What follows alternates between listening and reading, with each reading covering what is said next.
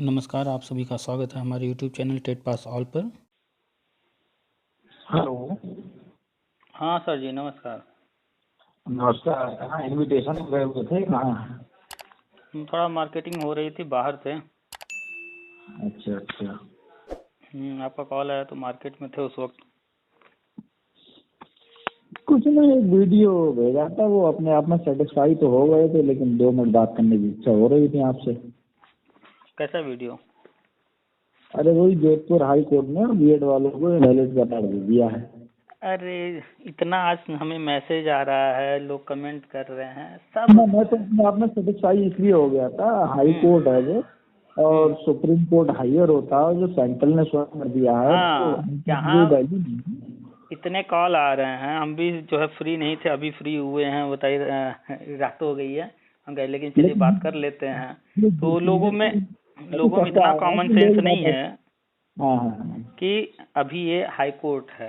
High court का कोई भी ऑर्डर आज तक अप्लीकेबल नहीं रहा है। जो भी हुआ है वो सुप्रीम कोर्ट जाता है, फिर फाइनल सुप्रीम कोर्ट करती है। पहला तो पॉइंट ये हो गया। दूसरा पॉइंट, एनसीटी ने बीएड को वैलिड किया है। जब भी कोई रूल एनसीटी बनाती है, जैसे अभी टीटी हुआ था लाइफ टाइम, तो फिर उसके बाद यूपी सरकार ने, बिहार सरकार ने, उत्तराखंड सरकार ने, सभी ने अपना बारी बारी टेट लाइफ टाइम का अपने यहाँ जारी किया। अभी एमपी सरकार ने नहीं किया, इसलिए वहां नहीं हुआ है। तो ऐसे ही राजस्थान में जब बीएड केंद्र सरकार ने वैलिड किया, तो उन लोगों ने लेटर अभी जारी ही नहीं किया है, अपने नियमावली में संशोधन ही नहीं किया है।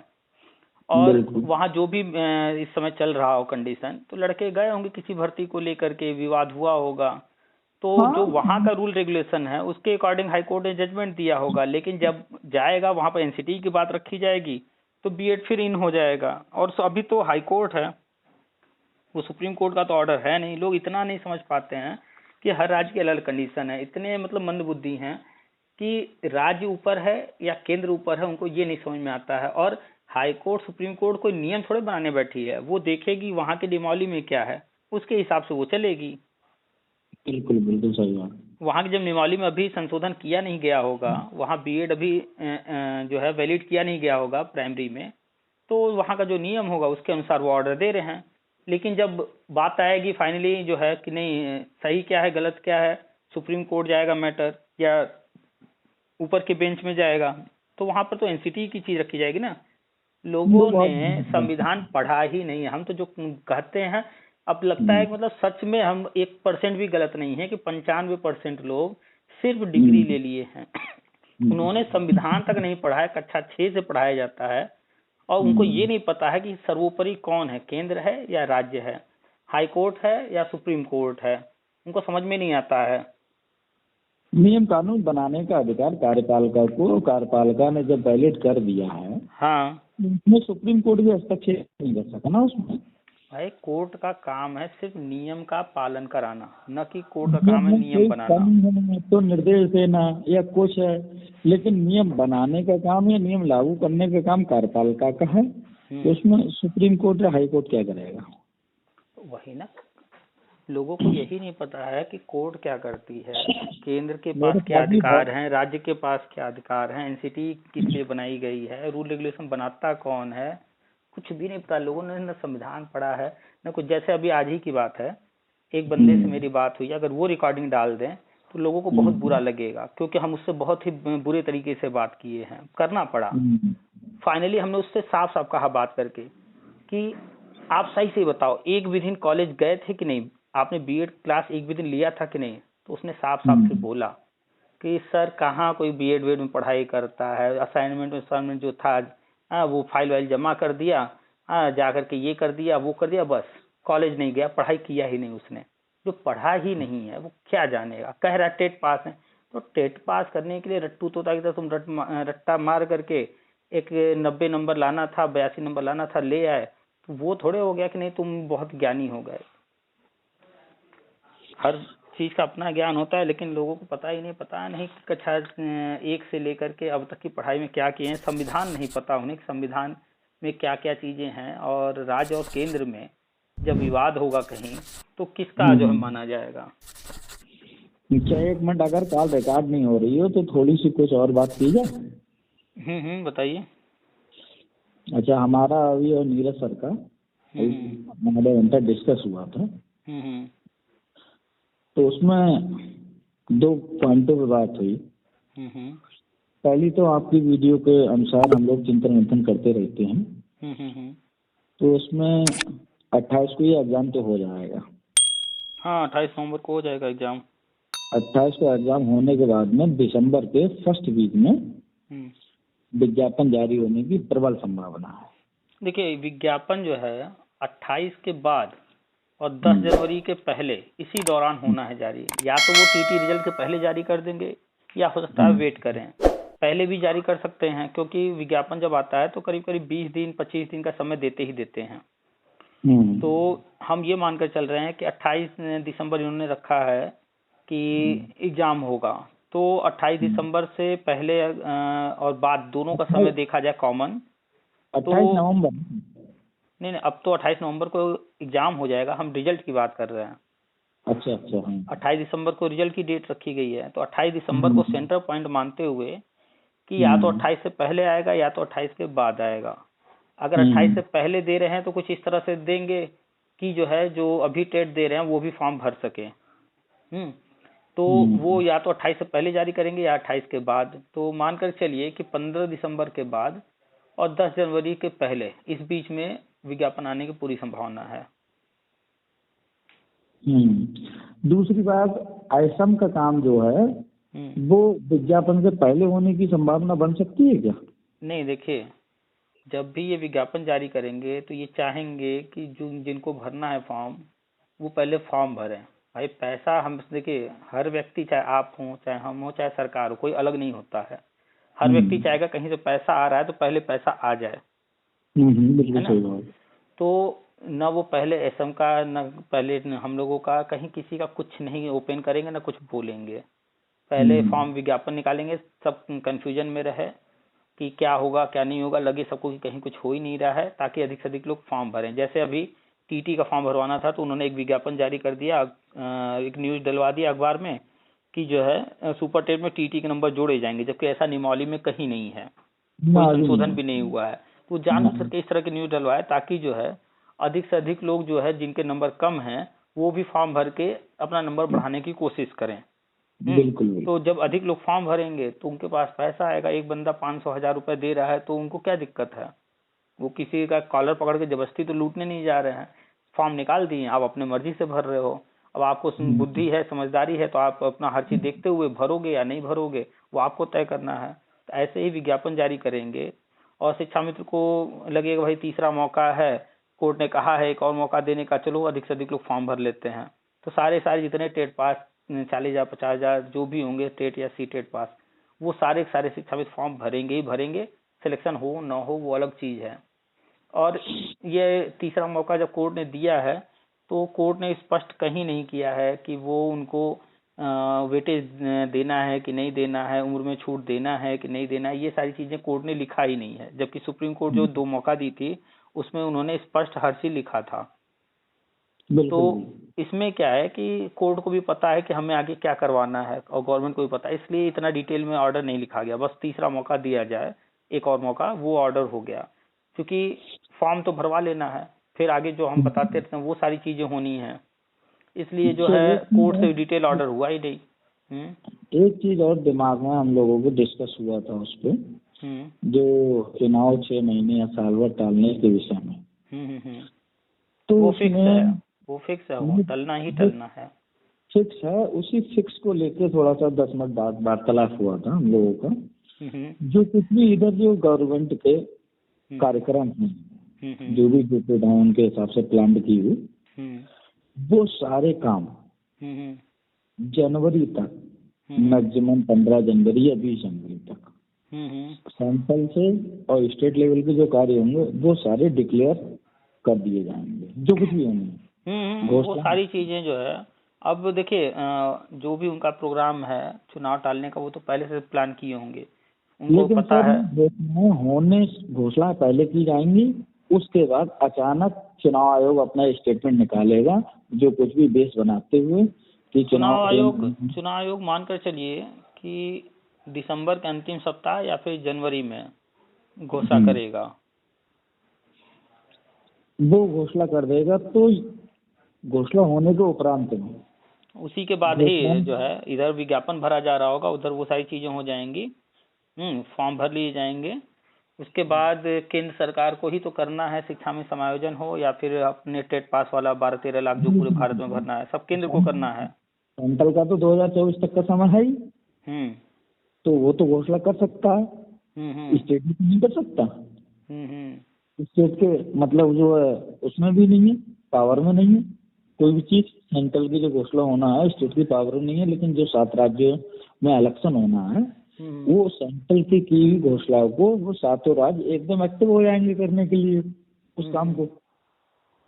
बाकी राज्य हो या ना हो डिले करें, क्योंकि चुनाव का डेट आगे जाएगा नहीं जाएगा क्या होगा, हम आप तो अभी चर्चा कर रहे हैं, जो थोड़ी जानकारी हुई उस पर चर्चा हो रही है, लेकिन उनको तो पहले सहज ही पता है कि वो क्या करने वाले हैं, क्योंकि वो पहले से सब प्लान करके बैठे हैं। चुनाव 6 महीने कम से कम जाएगा। हाँ 6 महीने, हमें लगता है 6 महीने की बजाय बल्कि 1 साल हो सकता है चला जाए, नहीं तो कम से कम 6 महीना तो जा ही रहा है। 6 महीने का हम लोगों को आज कम से कम 10-15 मिनट डिस्कस हुआ है इस पर। ये भी एक हिंदुत्व को बेस बनाकर जब हम लोगों ने वार्तालाप किया तो हमें ये लगा कि लास्ट में जो भी इस समय रैलियां हो रही हैं विपक्ष पार्टियों की और जो भी वो अपना मैनिफेस्टो बना रहे हैं, जो भी उसमें लिख रहे हैं, उसमें 80% काम तो चुनाव टलने के बाद में बीजेपी कर जाएगी। अभी 2 चीज ध्यान दीजिए, इन्होंने जो है इनका सब बेकार हो जाएगा, विपक्ष लोगों का सब मैनिफेस्टो ऐसे ही धरा रह जाएगा। विपक्ष जो तैयारियां कर रहा है वो ये सारे काम पहले कर लेंगे, वो उनके पास मुद्दा ही नहीं बचेगा। और सबसे मुख्य क्या है कि आप देखिए ना कि ये अभी मैनिफेस्टो अपना तैयार करने के लिए सुझाव मांगे हैं, तो अभी सुझाव मांगे हैं, सुझाव जाएंगे, उसके बाद उस पर सुझाव को देखा जाएगा, विचार किया जाएगा, उसके बाद मैनिफेस्टो तैयार किया जाएगा। तो इसमें गए गुजरे में मानकर चलिए कि 3-4 महीने तो लगते ही लगते हैं, क्योंकि नई शिक्षा नीति के लिए जब सुझाव मांगा गया था तो उसमें सुझाव लेने, विचार करने और सब कुछ करने में 1 साल का समय इन्होंने लगाया था। इसमें तो कम से कम 3-4 महीने तो लगेंगे ही लगेंगे। तो इनका जो है सुझाव मांगना ही स्पष्ट कर रहा है, इतना देर से ये सुझाव मांग रहे हैं, इसका मतलब है कि ये प्लान कर चुके हैं। बिल्कुल बिल्कुल। बीजेपी की रैलियां भी तो कहाँ हो रही हैं, एक अंदाजा ये भी तो लगाए जनता, और विपक्षियों की इतनी रैलियां हो रही हैं। अरे सबसे मुख्य, अभी तक चुनाव आयोग ने कुछ भी नहीं कहा है। एक दिन चुनाव आयोग सामने आता है और एक लेटर जारी करता है कि इन राज्यों में इस तारीख को कार्यकाल पूरा हो रहा है। इसके अलावा आज तक चुनाव आयोग ने कुछ भी नहीं कहा है चुनाव को लेकर। तो चुनाव आयोग शांत है, बस मीडिया है कभी चिल्ला रहा है 20 दिसंबर को, अमिताभ अग्निहोत्री आते हैं कहते हैं 10 दिसंबर बाद, फिर अखबार में किसी आ जाता है कि जो है 15 दिसंबर बाद। ये तो अखबार वाले, मीडिया वाले सब चिल्ला रहे हैं, बाकी चुनाव आयोग एकदम शांत बैठा हुआ है। हाँ, विपक्ष खूब उछल कूद अपना शुरू कर दिया है, और राज्य सरकार और केंद्र सरकार दोनों सिर्फ इस वक्त जो है आप देखेंगे जो भी इनके कार्यक्रम थे, प्रोजेक्ट थे, उनका उद्घाटन शुरुआत जहां भी जो करना है वो कर रहे हैं, और यही उनकी रैली है, यही उनका प्रचार प्रसार है। ये बता नहीं रहे अभी लोगों को, बस लगे कि जो है हम जो है प्रचार प्रसार कर रहे हैं और सारा उद्घाटन फटाफट कर रहे हैं कि जो है चुनाव की तैयारी है। इस वाले पॉइंट पे जो आप कह रहे हैं, इसी वाले पॉइंट पे भी हम लोगों दो मिनट डिस्कस हुआ था। अभी एक स्क्रीनशॉट मैंने भेजा था नीरज भाई के लिए, उसमें ये था मुख्यमंत्री जी ने स्वयं बोला है और प्रिंट मीडिया में वो छपा है कि मकर संक्रांति तक जितने भी मतलब जो भी काम है वो सब निपटा लिए जाए, और गोरखपुर में एक मेला लगता है मकर संक्रांति को, तो अब की बार मकर संक्रांति 15 जनवरी की पड़ रही है, तो 1 जनवरी तक सारी तैयारियां कर ली जाए मकर संक्रांति मेले की या जो कुछ भी कार्यक्रम है उनकी। तो मुख्यमंत्री के स्टेटमेंट वो आया, उसमें 15 जनवरी आचार संहिता, 15 जनवरी के बाद आचार संहिता लग सकती है, प्रबल संभावना ऐसे करके है इसकी शॉर्ट एंड पर।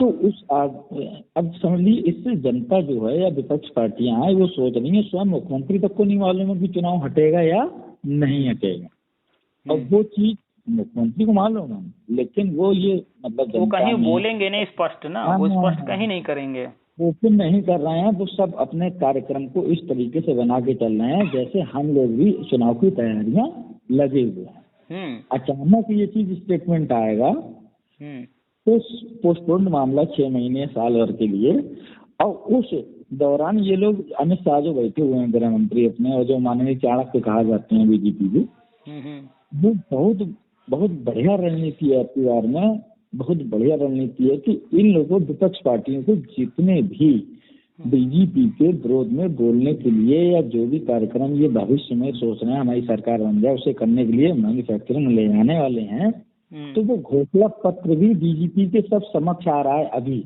रैलियों के माध्यम से, और बीजेपी वो सारे पॉइंटों का एनालिसिस अध्ययन कर रही है, और अपने मैन्युफैक्चर तो वो जनता के माध्यम से भी सुझाव दो, वो तो लंबा प्रक्रिया है 2.5-3 महीने की, और इनमें जो भी घोषणा पत्र में जो बिंदु जो शामिल करेंगे वो सब बीजेपी की जो टीम्स होती हैं अंदर खाने की, वो सब अध्ययन कर रही हैं कि ये कौन कौन से बिंदु हमारे विपक्ष में उठा रहे हैं जनता को लुभाने। बिल्कुल, ये इसीलिए तो बार बार कुछ ऐसी चीजें मीडिया में करवा रहे हैं, जैसे अमिताभ अग्निहोत्री से स्टेटमेंट डलवा दिया कि 10 जनवरी के बाद कभी भी लग सकती है आचार संहिता, ताकि जो लड़के वड़के भी हैं जो भर्ती की मांग कर रहे हैं वो एक्टिव हो जाएं, धरना वरना करें। ये धरना वरना ऐसे नहीं हो रहा है, ये जानबूझ के इस तरह की स्थिति परिस्थिति बनाई जा रही है कि ये जो बैठे हुए हैं अंदर घात लगा के, ये लोग एक्टिव हो जाएं और जिनको जो नौटंकी करनी है करें, ताकि हर चीज खुल करके सामने आए। अभी आप देखिए खुद ही ये चाह रहे हैं धरना वरना जिसको जो करना है करता रहे। तो अभी तो उनको चुनाव है ही नहीं है, उनको फर्क ही नहीं पड़ता है, ये लोग उछल कूद कर लें। विपक्ष के अगर मान लिया जाए 15 पॉइंट हैं घोषणा पत्र में, तो कम से कम 10-12 पॉइंट तो आचार संहिता से पहले ही बीजेपी सरकार उसका निस्तारण कर देगी। वो क्या लेकर चल रहे हैं, आंगनबाड़ी अनुदेशक या फिर शिक्षा मित्र या फिर बीएड बीटीसी, यही सब। अखिलेश बाबू का ये हाल होगा, विपक्ष के लिए कोई मुद्दा नहीं बचेगा। अखिलेश बाबू का ये हाल होगा कि मतलब वही कि दिल के अरमा आंसुओं में बह गए। हमने जो मैन्युफैक्चरिंग में लेके आए थे वो तो बीजेपी वाले सब कर गए, ये परिणाम निकलेगा। अभी तो आज हम टीवी पर देखे तो नहीं, आवाज आ रही थी, चल रहा था तो हम बिजी थे थोड़ा। वो कहीं पर जो है एयरपोर्ट का कोई उद्घाटन वगैरह शायद हो रहा था ना, जौहर कहीं शायद ऐसा कुछ एयरपोर्ट है। कल न्यूज आएगा तो फिर पढ़ेंगे, अभी सुने हैं बस इतना। आज टीवी में आवाज आ रही थी थोड़ी, हम बाहर बैठे हुए थे, काम कर रहे थे। चलिए, आज चर्चा का जो मुख्य विषय रहा है लोगों का, जो अभी चल रहा है, वो लोगों को है कह रहे हाई कोर्ट ने तो बीएड को बाहर कर दिया। अब इस न्यूज से 2 तरह के लोग विशेष रूप से प्रभावित हुए हैं। एक तो वो जो चाह रहे थे बीएड बाहर हो, तो बड़े खुश हो गए होंगे, चलो वहाँ हो गया, उसी के बेस पर हम यहाँ भी करा लेंगे। मैंने इसीलिए आपके पर्सनल व्हाट्सएप पे मैंने वीडियो भेजी थी। अच्छा। और दूसरा जो है जो ऐसे लोग हैं जिनको पता ही नहीं एनसीटी क्या है, केंद्र राज्य सरकार क्या है, हाई कोर्ट सुप्रीम कोर्ट क्या कर सकती है क्या नहीं कर सकती, पता ही नहीं है, तो वो प्रभावित हुए होंगे। उनको लग रहा होगा कि अरे अब तो सब खत्म, हाई कोर्ट ने वहां जब बाहर कर दिया तो यहाँ भी हो जाएगा। उनको पता ही नहीं है नियम कानून क्या है, कैसे होता है, हाई कोर्ट के पास क्या पावर है, सुप्रीम कोर्ट के पास क्या पावर है, राज्य सरकार के पास कितने पावर हैं, क्या है, एनसीटी के पावर क्या है, केंद्र सरकार क्या कर सकती है, उनको पता ही नहीं। उन्होंने संविधान नहीं पढ़ा, उन्होंने ये सब पढ़ा ही नहीं है। तो प्रॉब्लम यही है ना लोगों के साथ, इसलिए नेगेटिव हो जाते हैं बहुत जल्दी। एक शिक्षा मित्र ने हमारे पास में वही सूत्रों के अनुसार कोई सूचना होगी उनके पास ग्रुप की, चाहे रियल हो या फेक हो, भेजी थी। तो उन्होंने ये भेजा कि टेट पास शिक्षा मित्रों के लिए 27,650 और नॉन टेट पास शिक्षा मित्रों के लिए 15,000 कुछ, और जो इंटर पास शिक्षा मित्र हैं उनके लिए 12,238। ये सूचना आ रही है निकल के, और सरकार 30 नवंबर तक घोषणा कर सकती है विशेष सूत्रों से। इन लोगों ने नई शिक्षा नीति न पढ़ा है, न इनको कुछ पता है। संविदा खत्म करना है ये तो कन्फर्म है, वो तो करना ही करना है। और मानदेय बढ़ाने की बात, तो मानदेय बढ़ रहा है, इतना अखबार में आया, सब कुछ हुआ, गवर्नमेंट की तरफ से आया, लेकिन बढ़ा ही नहीं। तो मानदेय तो बढ़ना ही नहीं है। स्टेटमेंट आया, ऑफिशियल कोई स्टेटमेंट नहीं है इस चीज का। तो मानदेय बढ़ना नहीं है, लेकिन इस तरह का इन लोगों को गुमराह किया जा रहा है गवर्नमेंट की तरफ से ही। इन लोगों को जो है हमेशा मिसगाइड करके रखा जा रहा है, ताकि जो है विपक्ष भी ना समझ पाए और ये भी ना समझ पाए। उनको जो करना है वो तो अपना तैयारी कर ही रहे हैं। लेकिन शिक्षा मित्रों की सारी उम्मीद और इस समय सब कुछ बीजेपी से टिकी हुई है और वो बीजेपी की तरफ आकर्षित है। उन्हें बहुत ज्यादा उम्मीद है सर, बहुत ज्यादा उम्मीद है बीजेपी से कि हमारा कुछ ना कुछ होगा। सबको इन्हीं से उम्मीद है, क्योंकि देखिए हर व्यक्ति अपना फायदा देखता है। चलिए मान लेते हैं कि लोगों के अनुसार कि चुनाव बाद कोई दूसरी पार्टी आएगी, तो लोगों का मानना है कि दूसरी पार्टी में सपा आ सकती है। तो लोगों को, शिक्षा मित्रों को ये लग रहा है अगर सपा आ गई तो फिर उल्टा सीधा काम करेगी, जिंदगी तबाह करेगी हमारा। डीएलएड बीटीसी वालों को लग रहा है कि वो आने के बाद तो वो शिक्षा मित्र को कहते रहते हैं तो हम लोगों का हक छीन लेंगे। बीएड वालों को लग रहा है कि वो आएंगे तो हमको बाहर कर देंगे। तो उनको तो कोई नहीं चाह रहा, वो तो सब उम्मीद किए बीजेपी से ही। जब सुनील यादव जाके मिले थे तो शिवपाल यादव का एक जगह स्टेटमेंट आ गया बीएड साइड 11 वालों के लिए। अच्छा, शिवपाल यादव बोल दिए? हाँ बोल दिए। बोल के क्या कर लेंगे वो?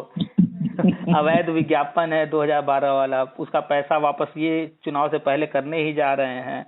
जब फीस वापस हो जाएगा, उस विज्ञापन पर कोर्ट ने कहा ही नहीं है भर्ती करने को, कहीं कुछ है ही नहीं, पैसा वापस हो जाए तो क्या करेंगे शिवपाल यादव?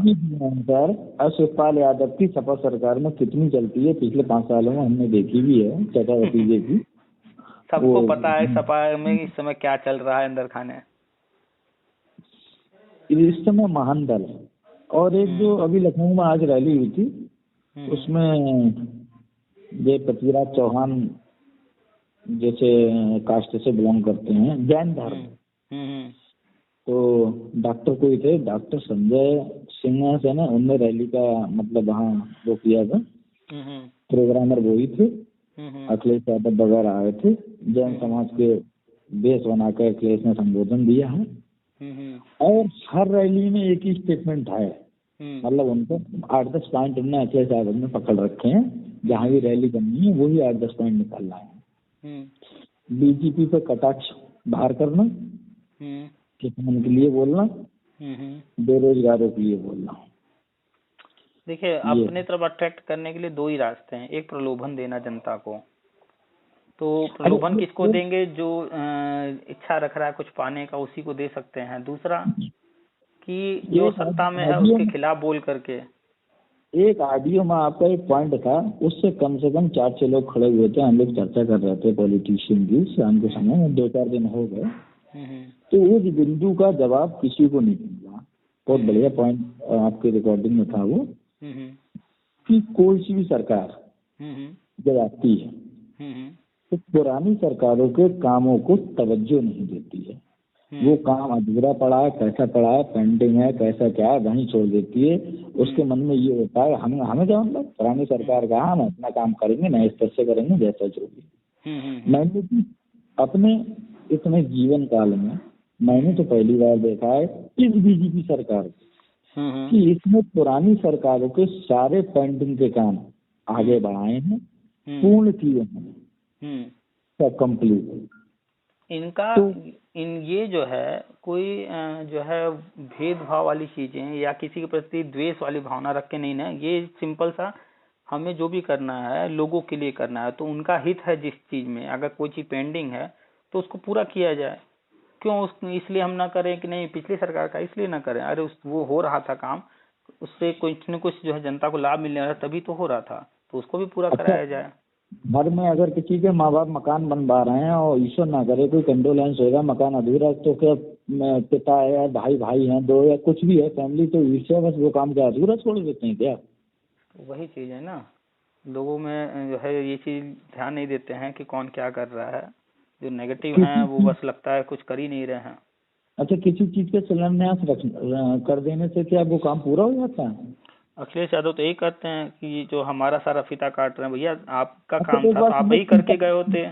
फीता वो काट रहे हैं तो वो काम कर रहे हैं ना, आपका काम पेंडिंग का जो पड़ा हुआ है शिलान्यास कर गए, उस काम को उन्होंने। तो अखिलेश यादव ने क्या किया था? अखिलेश यादव ने चुनाव से ठीक पहले, आप देख लीजिएगा अखबार या वीडियो वगैरह जो भी खोज के, उससे पहले चुनाव से ठीक पहले यहाँ फीता काटना वहाँ काटना, सिर्फ जो है ये काम होगा, ये काम होगा, ये काम होगा, ये काम होगा, और कोई काम वहाँ शुरू नहीं हुआ, ना कोई बजट दिया गया, ना कुछ हुआ, बस हर चीज का नाम करके चले गए। उनको लगा कि इन चीजों से जनता खुश होगा, मैं वोट देगी, नहीं दी जनता। अब उसके बाद वो काम शुरुआत तो हुआ ही नहीं था, आए ये चाहे शुरू हुआ था या नहीं हुआ था, आने के बाद इन्होंने उस काम को शुरू भी किया, उस काम को पूरा भी कर दिया और इन्होंने उसको शुरुआत भी कर दिया। अब यही तो मोदी जी का है कि वो अपने कार्यकाल में कोई भी चीज शुरू करते हैं तो उसका शुरुआत भी वही करते हैं, उसका उद्घाटन भी वही करते हैं। आप देख लीजिएगा गुजरात का कोई भी ऐसा चीज होगा, उन्होंने ही शुरू किया, उन्होंने ही उसका फीता काटा है। और यहाँ क्या है, पिछली सरकार वो सिर्फ जो है नाम कर दी, शिलापट वहां पर लगवा दी या जो भी, उसको अपना नाम लिखवा दिया कि नहीं ये मेरे द्वारा, बस काम भले नहीं शुरू हुआ।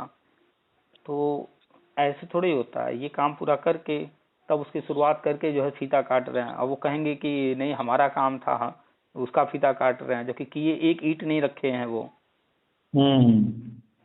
चलिए जनता धीरे धीरे समझेगी, समझ जाएगी। एक वीडियो मैंने सुना था अभी 2-4 दिन पहले, यूट्यूब पर ही सुना था, उसमें ऐसा कुछ है जो सुनने में मिला कि योगी जी और मोदी जी को अमेरिका आने पर बैन लगा दिया है क्या? ऐसा कहीं कुछ नहीं। अगर इतनी बड़ी खबर होती तो मीडिया में जो है हर जगह, टीवी न्यूज और अखबार के न्यूज में हर जगह चर्चा में रहती है। हर पत्रिका वाला जो जितने भी विरोधी हैं, वो रवीश कुमार वगैरह वगैरह, वो तो चिल्ला रहे होते ना। अच्छा, चौरसिया का एक वो था जो मेरा नेट नहीं चल रहा था, उसमें मैं सुन नहीं पाया। मतलब केवल लिखा हुआ देखा था कि चौरसिया कोई चैनल चला था क्या सर? क्या चीज? चौरसिया? क्या चौरसिया? चौरसिया सरनेम है, पत्रकार है कोई? नहीं, चौरसिया ये बनिया वर्ग में एक जो है टाइटल है, ये बनिया वर्ग में आते हैं। क्या हो गया बताइए ना? जैसे चौरसिया सरनेम जो है, इस पूरा मैंने मतलब जो है नेट पे कारण देख नहीं पाया था, तो चौरसिया केवल देखा है, लिखा हुआ था पूरा नाम। तो वो चौरसिया को कोई चैनल था या कोई मीडिया, वो उस पर मतलब जो है कार्रवाई होने जा रही है? अच्छा, आप टीवी की बात कर रहे हैं? हाँ, टीवी रिपोर्टर। अच्छा, हमें लगा ग्रुप में जो चौरसिया जी हैं उनकी बात कर रहे हैं। ना। तो नहीं, हम नहीं बता पाएंगे टीवी पर क्या है, हो सकता है कोई चैनल हो, हमें ना जानकारी हो। ना चैनल कोई और है, चौरसिया हो सकता है कोई पत्रकार हो, रिपोर्टर है सर। हाँ, कोई रिपोर्टर हो सकता है। उस रिपोर्टर और चैनल पे बैन लगने वाला कार्रवाई होने वाली है सर। देखिए, पत्रकारिता अलग चीज है।